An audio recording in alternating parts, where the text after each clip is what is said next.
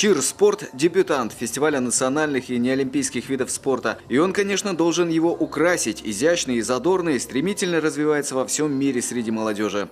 Развит он практически во всех регионах России, чир-спорт, и развивается стремительно. Такая интересная для молодежи история. Здесь и хип-хоп популярный, здесь и чир, который с акробатикой, где есть экстрим, где есть тактильный контакт, командная работа, то, что молодежи, собственно говоря, интересно в этой жизни. Поэтому это развивается не только в России, он развивается вообще стремительно во всем мире. Такое, скажем, социальное явление более. Приехали 7 команд. Немного, но вполне объяснимо для межсезонья и отпускного периода, когда после европейских и мировых стартов многие представители восстанавливаются. По этой причине не стали вносить в список дисциплин те, которые исполняются группами по 24 человека. Впрочем, судьи отмечают, фестиваль все равно собрал сильный состав. Есть и чемпионы, и вице-чемпионы России этого года. Кстати, они в нашей команде, поэтому у республики есть все шансы на победу. Судьи обращают внимание на подачу себя, на то, как ты воспринимаешь себя, на публику, на технику смотрят и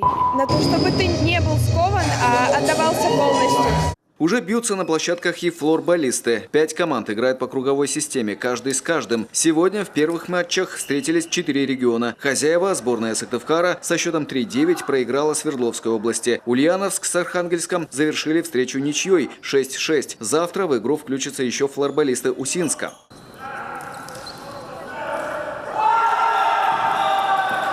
Со своей основной целью – популяризация национальных и неолимпийских видов спорта – фестиваль справляется, утверждают главные организаторы. С 2010-го количество занимающихся выросло в 2 раза – с 4 до 8 миллионов. С каждым годом программа становится все более обширной, а виды, которые были представлены еще на первом фестивале, притянули к себе больше поклонников и улучшили инфраструктуру. Перерыв был только в прошлом году, когда проходили игры стран СНГ. И вот вновь Всероссийский фестиваль и Сыктывкар.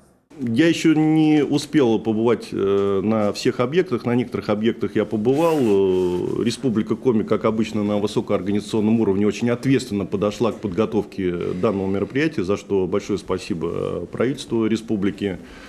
Подготовка идет в штатном режиме, спортсмены приехали, пока никаких замечаний, нареканий нет. Напомним, всего в программе 4-го фестиваля 23 вида. 5 из них – хапсагай, керишу, шот-санлат, лямпиада и армрестлинг – пройдут на Стефанской площади как показательные, поскольку они еще не получили должного развития на всей территории страны. По остальным на 7 площадках Сыктывкара в течение 2-3 дней пройдут состязания. 23-го в четверг на республиканском стадионе церемония награждения и закрытия. Константин Куратов, Олег Юшков, телеканал Юрган, Сыктывкар.